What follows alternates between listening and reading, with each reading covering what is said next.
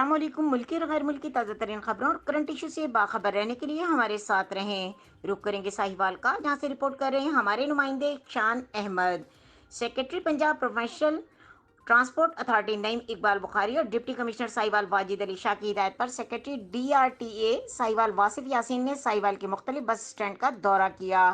اس موقع پر انہوں نے کرونا ایس او پیز، مسافروں اور عملوں کی ویکسینیشن کو چیک کیا۔ انہوں نے ticket counter, passenger lounge, canteen, cargo service اور بس کے اندر جا کر خود مسافروں کے کرونا سرٹیفکیٹ اور میسیجز چیک کیے۔ انہوں نے Faisal movers, dive, Rajput travel اور اسکائی ویز سمیت دیگر بس ٹرمینل کا وزٹ کیا۔ انہوں نے ٹرمینل مینیجرز کو سختی سے ہدایت کی کہ مسافروں کو بس میں سوار کرنے سے پہلے ان کا ٹمپریچر اور ان کی ویکسینیشن ضرور چیک کی جائے۔ جن مسافروں نے ابھی تک ویکسینیشن نہیں لگوائی، ان کو بس میں سوار نہ ہونے دیا جائے۔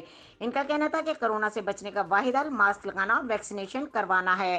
کرونا ویکسین کو لے کر افواہوں پر کان نہ دھریں اور ویکسین لگوائیں۔ انہوں نے کہا کہ سب سے پہلے ہمارے عملے نے خود ویکسین لگوائی ہے۔